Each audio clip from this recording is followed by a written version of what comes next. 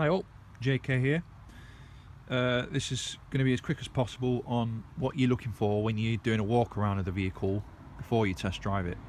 Obviously you know to look for spots, rust spots on the bodywork and everything, but there's a few things you should look for that aren't so obvious that I'm going to go over. I'll quickly go over my tyres as well, what I'm wearing and why. Okay, so here we go.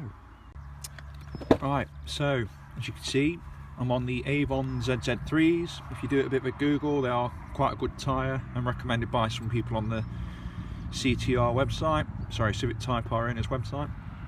Now the reason I went for these is because at the time, back in 2010 or 9, oil was sky high and the Potenza was just getting ridiculous in price. The Potenza is a race tyre and it's a dry race tyre, so obviously it's useless on the public roads really because you're just burning through rubber. Even if you do low mileage, they need replacing regular, probably because of the soft compound.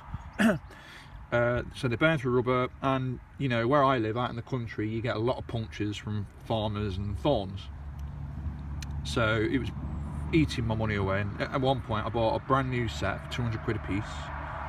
Within a week they got punctured, so I was like, look Tony, this is getting ridiculous, can you recommend some tyres that are affordable? And he did, he came up with these. Now the difference is obviously they're good on grip, as you may have seen them over video, 0 to 60 they held well with a little bit of wheel spin in the VTEC, but that was because it was cold, so it would have been the same with the Potenzas as well. The sidewall is softer, so therefore that means it's you get, when you first go from these, the Potenza to these, it's like being a bit like a cloud. It's a bit unsettling at first, it's bouncy, it's soft, but once you get used to it you appreciate the comfort, the road comfort and the handling. And as I say, that they were about half the cost of the Potenzas. These were 100 quid a piece I think, and the Potenzas were 200 quid. I mean now oil has collapsed again, so I imagine tyres are cheap again, but I'd stick with these. Potenzas aren't any good for the dry and for the track, and seeing as I don't drive my car hard, never have, I've never even done the B road thing where people go thrashing them. Pointless on the road in my opinion, prone to punctures, expensive, and even getting slashed. Never happened to me, but I'm sure people have had it where people slash the tyres, so that's why I go for the Avons.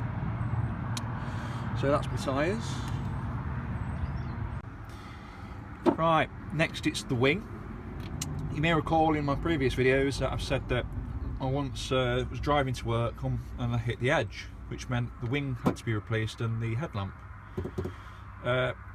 Last year I found out that the wing was red rotten, and luckily I've got a good buddy man in where I live, and you know I was king clubbing one night and I saw a bit of mud hanging from the sill. So I went to pull it, and then a load of metal came out with it. I went, what the fuck? You know, this is a brand new wing, it's only 4 years old, what Hondas don't rust. Turned out the guy that did the work was a cowboy. Speaking to this other guy I've got, he also did business with him, and apparently for some reason he went downhill. He was good to begin with, but then he went downhill, so I went knocking on his door and he's gone, he's just scarpered. So maybe he had personal problems, I don't know. But what happened was, these here that clipped that, I pushed that and it just went straight through the bodywork.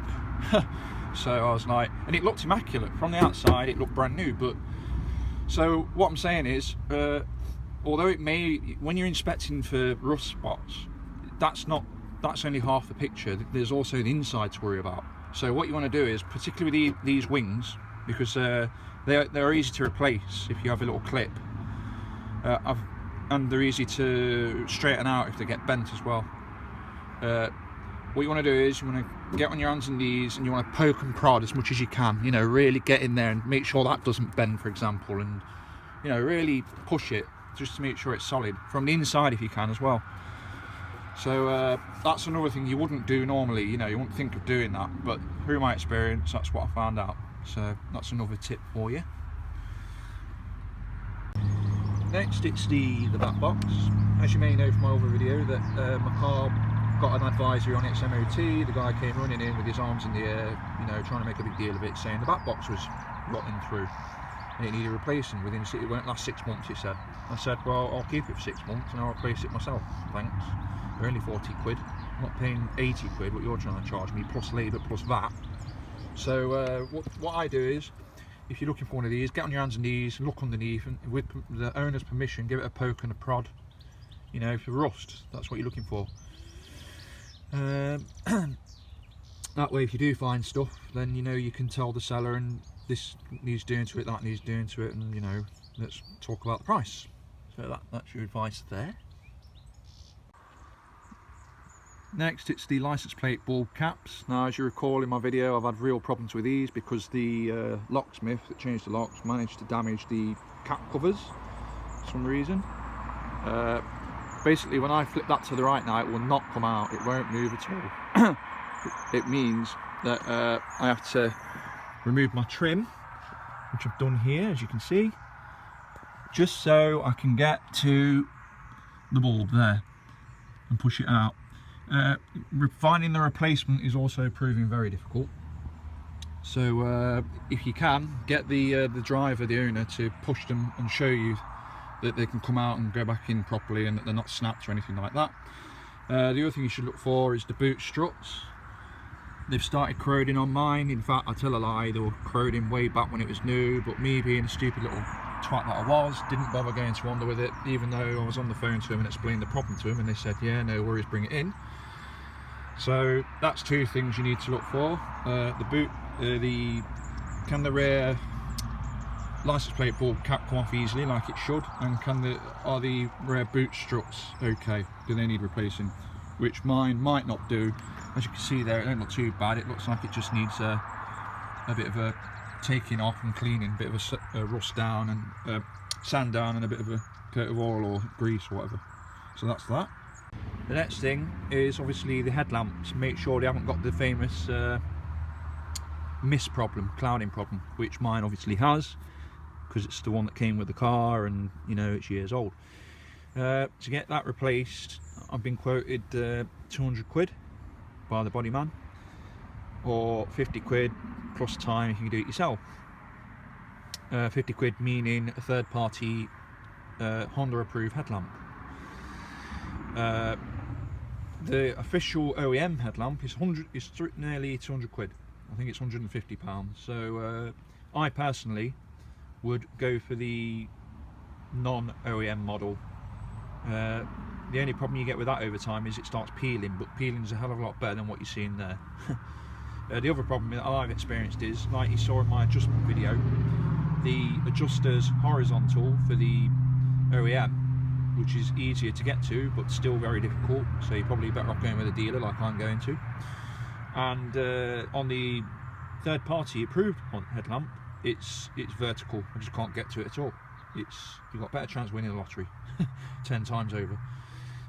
So yeah, watch out for that, because it isn't cheap if you can't do it yourself. On the other side of the coin, if you can do it yourself, it's good fun. But again, 200 quid, that's what you want to knock off the price if that's what. But usually, from what I've seen, they've all been replaced and they're all immaculate. So it's just my problem. I tend to take a lot care of the aesthetics of my car than most.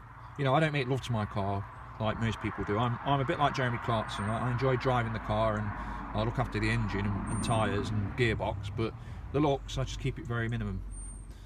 So that's that. And then you look at the power plant, the actual heart of the beast. So I personally would check the oil level and check the oil and make sure it corresponds with his service manual.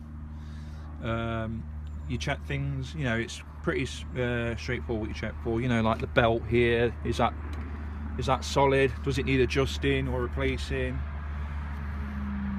Just making sure it's a clean, tidy engine. As you can see, mine isn't a tidy engine. I mean, here for example, you can see mice or rats have gnawed away. Like I said in my previous video, that's when it was brand new.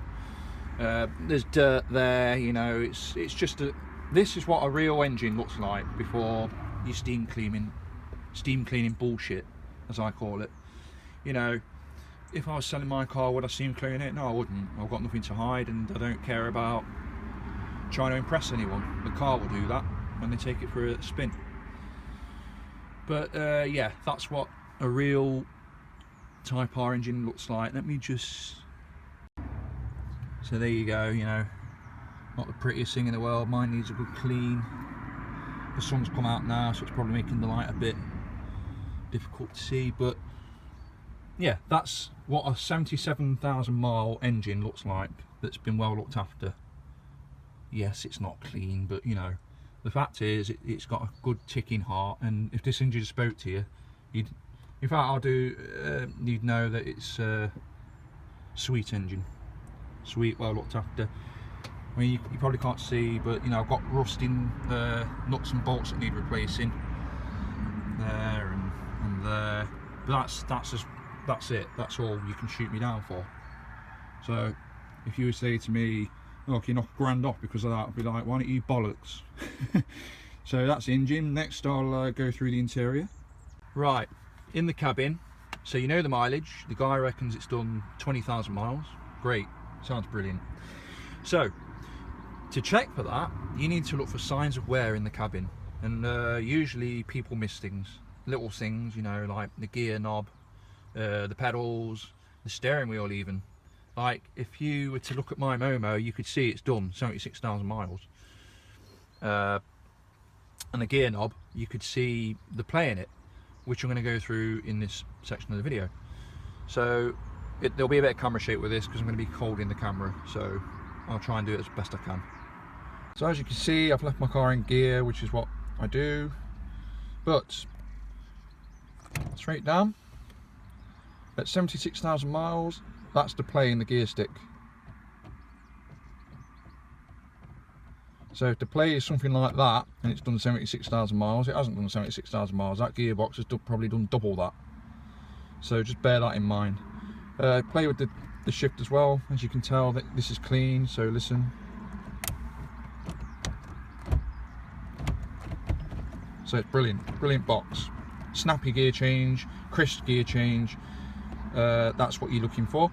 And then if you look at my steering wheel, there you go, the wear. The car's been used, I've not made love to it and left it in my garage, or it's not been in an accident and then whatever, it's been used, which is what I said to you in my first video. This wasn't a car bought by millionaires who put it next to their shiny Ferrari or Veyron. This is a car that you use. A bit like the Golf R, it's what people buy now as a, you know these men that drive around in the hot hatches or Range Rover Sport V8s, they're not, you know, they haven't got a Type R just to leave in the garage. What's in their garage will be the Ferrari or the Porsche. What they're driving around in is either the Golf R, the Type R, or the Range Rover Sport V8. That's their everyday workhorse. It's cheap performance, and it's, you know, you don't care the mileage on it, and that's the whole point. So that's, and Clarkson agrees with me, he said that about the Golf R. So that's what you're looking, a typical steering wheel would look like. A bit of crack in there, you see.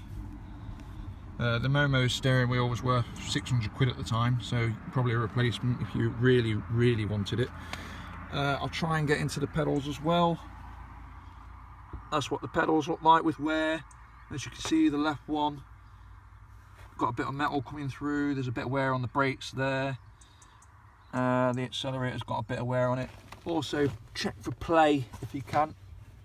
There's no, that's pretty solid.